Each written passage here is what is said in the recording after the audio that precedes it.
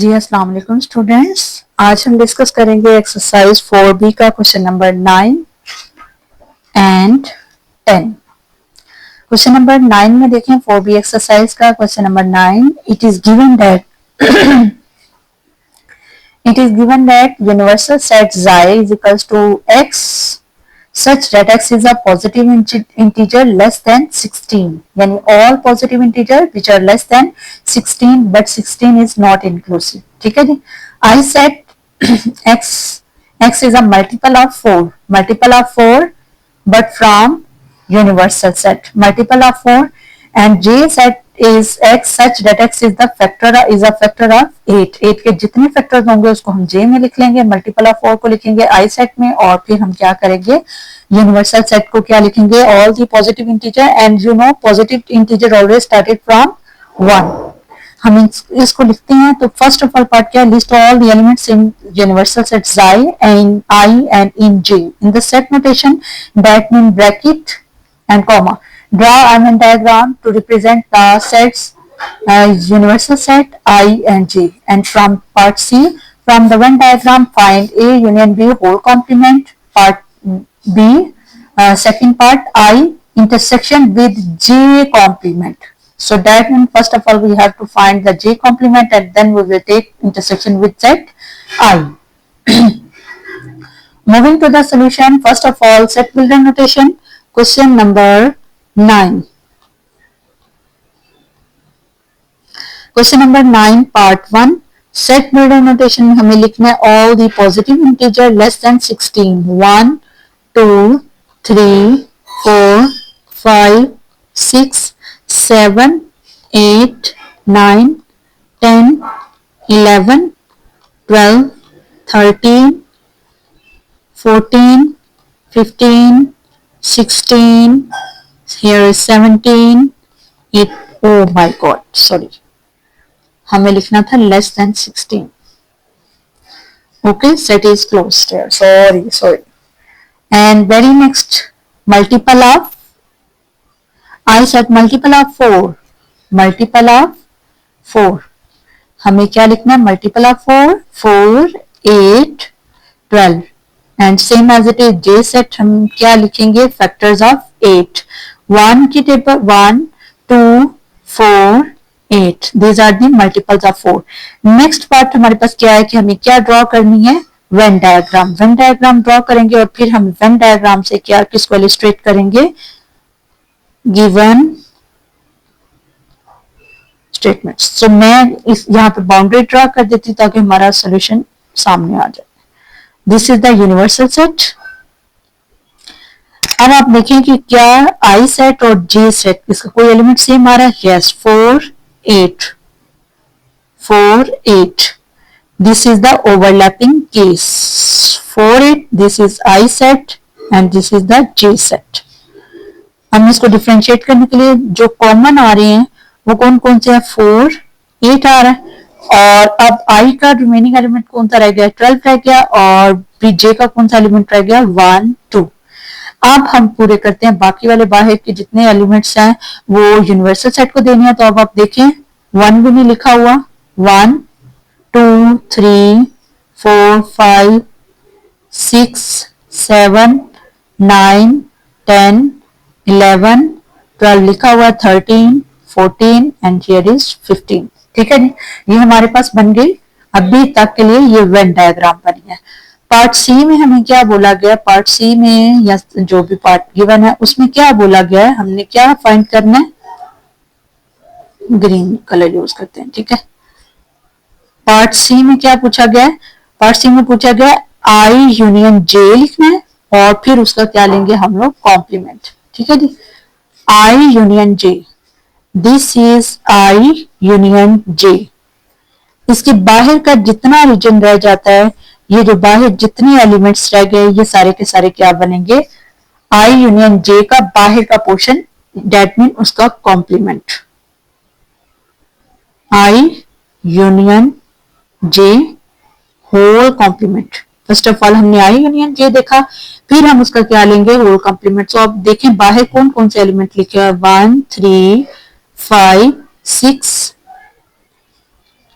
6 7, 9, 10, 11, 13, 14 and here is 15।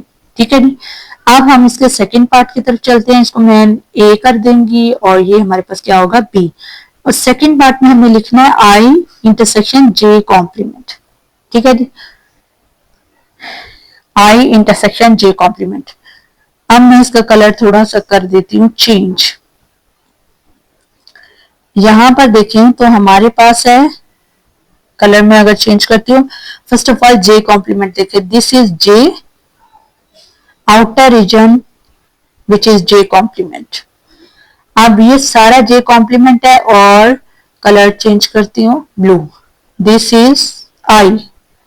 अब आप देखें कौन सा रीजन है जो सेम आ रहा है, तो यहां पर जिसको मैंने ब्लू सारा बोल्ड कर दिया था, ये हमारे पास कौन सा रीजन आया, इंटरसेक्शन आया। अब इस इंटरसेक्शन रीजन में हमारे पास कौन से एलिमेंट लिखे हुए हैं, ओनली 12।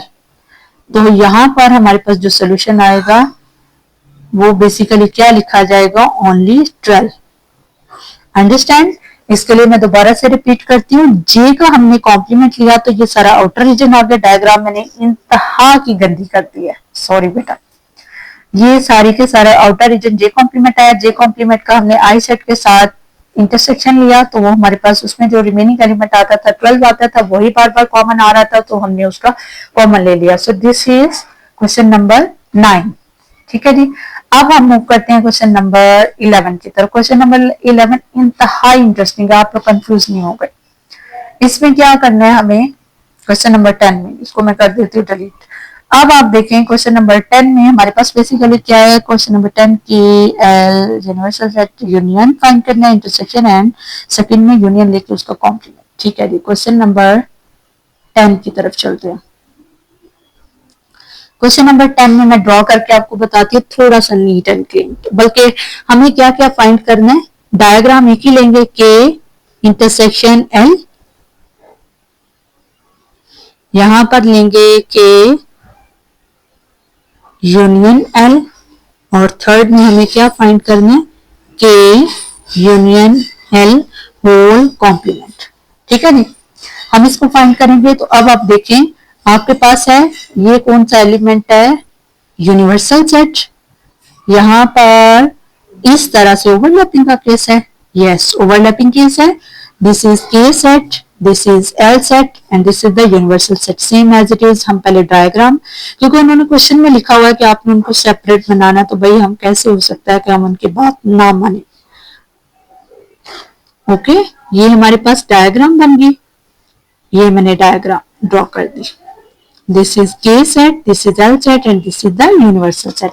अब आप देखिए मेरा बेटा, यहाँ पर अगर मैं लेट सपोज कर देती हूँ कि मैं कोई मेंबर ले लेती हूँ, मैं कहती हूँ कि जो के सेट है, के सेट के अंदर 1 2 आ रहा है, और फिर जो एल सेट है उसमें 2 और 3, यानी क्लास के स्टूडेंट है।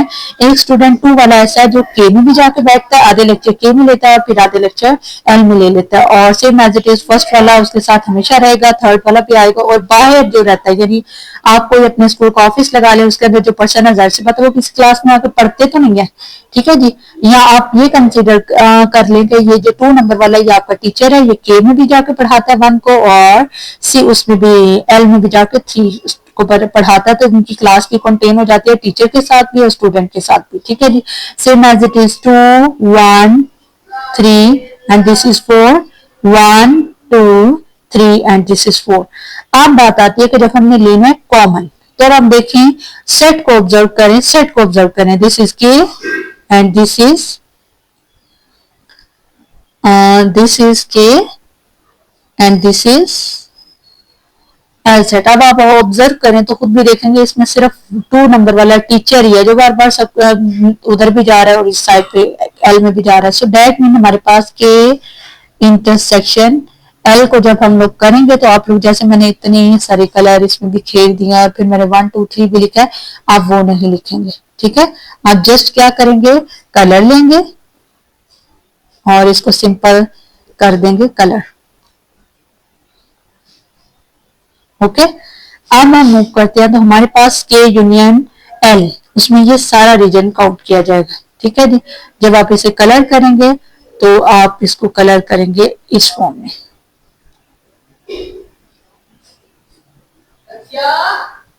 इस फॉर्म में कलर करेंगे। ठीक है जी। अब जब हम यूनियन लेते हैं तो यूनियन लेने के बाद अब जब हम यूनियन लेंगे तो इसके बाद आउटर का रीजन, ये जो इसका के यूनियन एल का आउटर रीजन होगा, यहाँ पर ये आउटर रीजन लेने के लिए हमें क्या करना पड़ेगा,